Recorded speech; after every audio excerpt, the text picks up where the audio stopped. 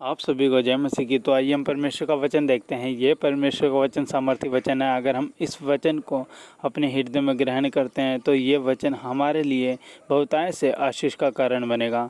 तो आइए हम वचन को शुरू करते हैं। मरकुस 11 अध्याय उसका 24 वचन। इसलिए मैं तुमसे कहता हूँ कि जो कुछ तुम प्रार्थना करके मांगो तो प्रति कर लो कि तुम्हें मिल गया और तुम्हारे लिए हो जाएगा।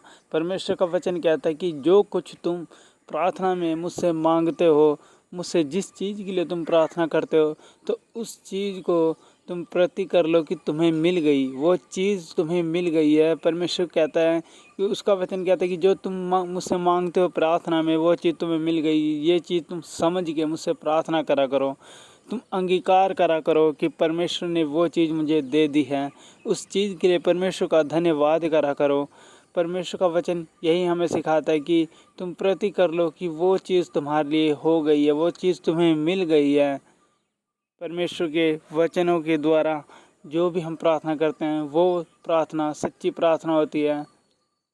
उसका वचन कहता है कि तुम प्रति कर लो तो तुम्हारे लिए हो जाएगा। सचमुच अगर जो चीज़ हम प्रार्थना में मांगते हैं ना, वो चीज़ हमारे लिए हो जाती है। तो आइए हम आगे परमेश्वर का वचन देखते हैं। और जब कभी तुम खड़े हुए प्रार्थना करते हो तो यदि तुम्हारे मन में किसी के प्रति कुछ विरोध हो तो क्षमा करो, इसलिए कि तुम्हारा स्वर्गीय पिता भी तुम्हारे अपराधों को क्षमा करे। परमेश्वर का वचन कहता है यदि तुम जब मुझसे खड़े होकर प्रार्थना करते हो तो तुम्हारे दिल में, तुम्हारे मन में अगर किसी के लिए कोई क्रोध है, कोई गुस्सा है, कोई भेदभाव है, तो परमेश्वर कहता है कि तुम उसको क्षमा करो। सचमुच अगर हम उसको नहीं क्षमा करेंगे तो हमारा स्वर्गीय पिता परमेश्वर वो हमें भी क्षमा नहीं करेगा। तो हमें क्या करना चाहिए? हमें अगर हमारा किसी के साथ कोई झगड़ा है, कोई हम किसी से नाराज़ हैं या हम किसी को कुछ दोष लगाते तो परमेश्वर का वचन कहता है कि तुम उन्हें माफ़ करो। तो सचमुच परमेश्वर भी हमें क्या करेगा? माफ़ करेगा। वो भी हमारे अपराधों को क्षमा करेगा। और उसका आगे देखिए वचन क्या कहता है।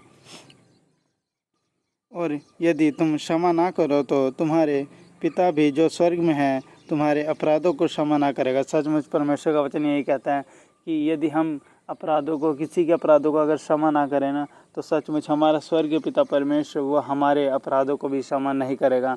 तो इसलिए हमें क्या करना चाहिए? हमें आपस में मेल मिलाप रखना चाहिए, हमें एक दूसरे से प्रेम रखना चाहिए, हमें किसी से कूटना नहीं चाहिए, हमें किसी से जलना नहीं चाहिए। परमेश्वर के वचनों के अनुसार हमें निरंतर एक दूसरे से प्रति प्रेम रखना चाहिए, हमें एक दूसरे के लिए प्रार्थना करनी चाहिए, हमें एक दूसरे को पवित्रताएं में लेकर चलना चाहिए।